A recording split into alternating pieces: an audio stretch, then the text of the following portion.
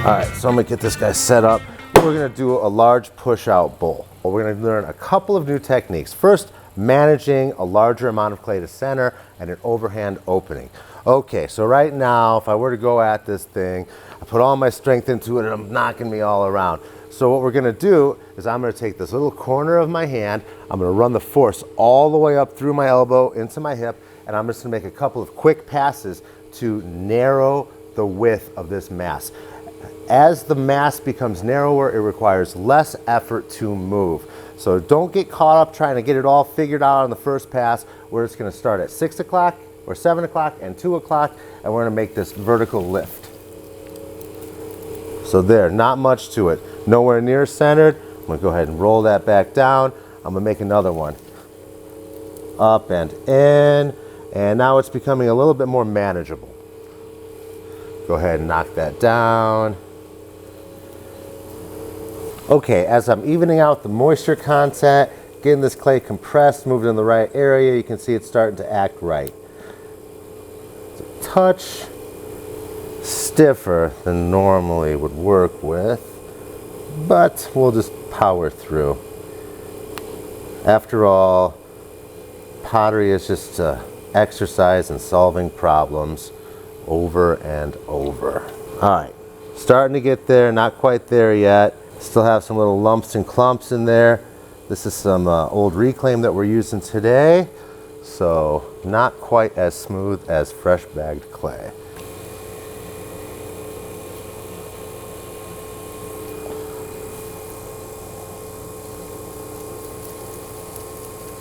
Okay, so we've got this 5-pound mass nice and centered up, and what we're going to do is an overhand opening. So I'm going to use the corner of my hand here to depress it down. It's just this clay is a little bit stiff. There's kind of a lot of it. I don't have Andre the Giant fingers, so I'm going to work easy.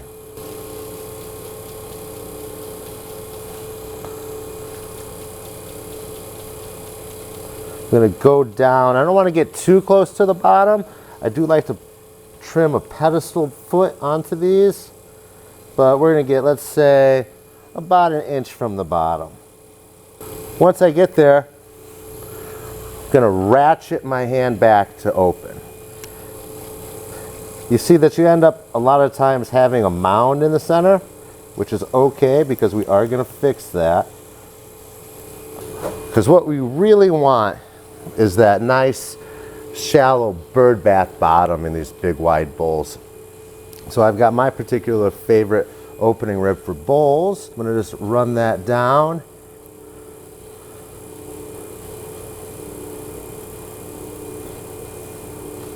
All right, so not bad. Everybody's about where you need to be. I'm going to slow this wheel down and we're going to start standing it back up. So since this is going to be a wide bowl, we're not going to worry so much about the stack pass. We're just going to try to get that clay rolling from the edge and up into the wall where we're going to use it. Again, we don't want to have too much pressure and certainly no downward pressure to leave a divot in the wall of our bowl. So I'm going to get control. I'm going to start moving in and up. You can see almost all of this pressure is coming from the outside hand. The inside hand is just sympathetic. And we're going to go right on through there. We're going to call that compression pull. Fingers are directly across from each other. And everything is starting to go in the right direction. So I've got a lot of clay down here that needs to be up here. I'm going to make that same sort of pass. I'm going to bite into the bottom of the clay, not using anything on the inside, till about there. And I'm going to grip that, start pulling. With these bowls, you kind of want to be in a proto bowl shape, right? So every bit of clay is wider than the clay below it, if that makes sense. Kind of a V shape, sort of. Early on in my career, I kind of shied away from these shapes because I had an issue where I would have that little lump between the base and the wall. It'd go, make a little lump, keep going up. Never quite figured it out. But now, after, 30 years of failing, I have a system. I'm going to show you that in just a second. I'm going to get this clay stood up a little bit thinner. I'm going to bite into that. I'm going to push up over that finger. I'm going to make my last pull for height.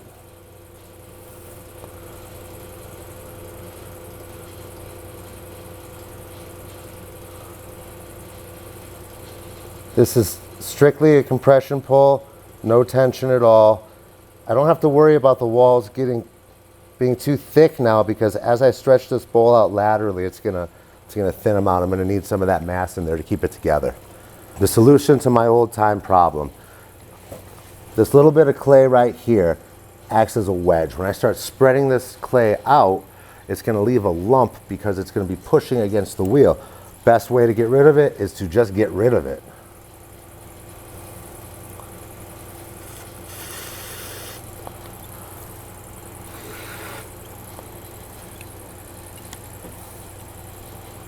All right, that's looking pretty good right now. Got that clay out of the way so it's not going to cause me problems later on. I like getting rid of my finger marks on these big bowls. I do that by taking my half hoof, cleaning up the outside. I'm going to wet both the inside and outside of these walls up. And to keep that gentle curve that everybody wants in those bowls, I'm going to start by pressing in the center with my sponge. I'm going to work at about 3 o'clock outward to my stationary rib until I get a contact. It doesn't take much pressure now. I'm just going to kind of roll that proto bowl shape up in there, get rid of my finger marks on the outside. What I'm looking for is to have this in sort of a V shape so that every bit of clay is wider than the clay below it, because when we go to do our push out, it'll make things a lot easier on us. A little bit of planning up front saves a lot of trouble on the back end. In high school, there was a poster that said, "Failing to plan is planning to fail." And I always thought, how stupid is that, you know? But it turns out they were right. Should have paid more attention. One more pass.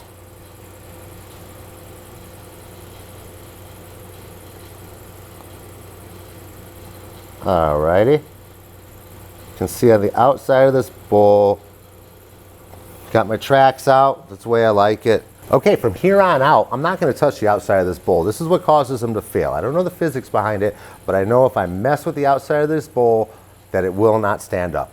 If I touch only the inside, I can just keep pushing this thing out further and further until it's almost a saucer. So what I'm going to do is gain control of the rim. I'm going to fold that rim out. I'm going to focus my pressure perpendicular to the shape of the finished bowl that I'm trying to achieve. So as I'm running this thing down, I'm going to ease off. I'm going to go all the way down to the bottom, get all the way into the base of this bowl before I stop my shape. And here we are right there at what would have been that trouble spot, and right through it, no issues. I'm going to repeat that, make that rim wider, and then start pushing perpendicular to what my finished bowl shape is going to be. As I get towards the bottom, I'm going to ease off that pressure and roll all the way into the base. That's a pretty good bowl? No, it's not. It's going to go further. A little bit of water. Start really stretching this thing out. As long as you fold that top rim out, you can keep pushing this thing. Keeping that pressure perpendicular to the wall. We don't want to knock the wall off the base. We don't want to have that weird lump develop down there. Just kind of stay nice and even all the way through until you hit the floor of this guy. This is my favorite part of making a bowl. We call it the bowl making part. See, as I'm running this rib down, I'm making contact with the whole edge of the blade. See if we can go a little further. So now we're in that weird fruit bowl shape that just sits on the counter. You can't really do a whole lot with. Pretty good. Get a shot of the outside here. That's that wide, gentle, sloping rim. What if I want a wider rim on this? Well, I'm going to go ahead and take this dowel rod. Wet it up just a touch. Get this guy going. I'm going to form this rim by pivoting. So as long as I keep this center right here at the same elevation, I can drop the rim. If I start teeter-tottering, I'm going to ruin this bowl. So just a touch here.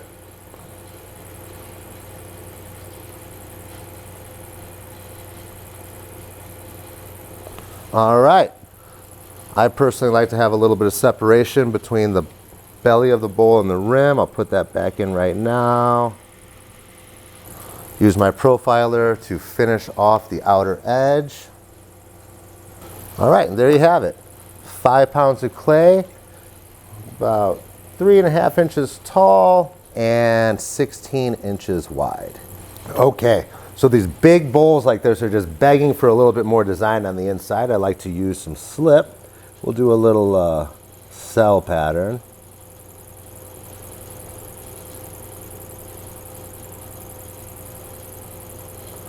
Red silicone rib.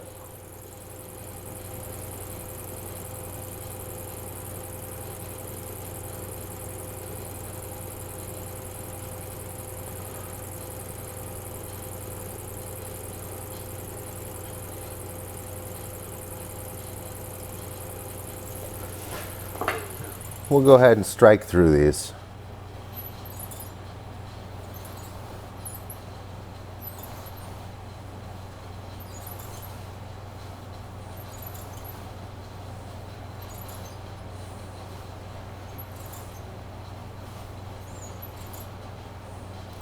All right, clean that guy up with a sponge, see what we got.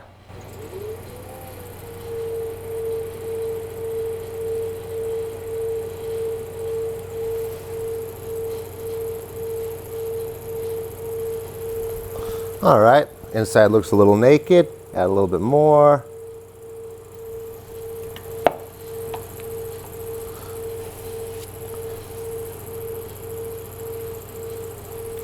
All right, so now we got something for the glaze to act on. Hope everybody enjoyed the video. Hope everybody learned something, but remember, it's just fun. Well, thanks for watching. If anybody has any questions, you can email me at eric@bealpottery.com and follow us on Instagram.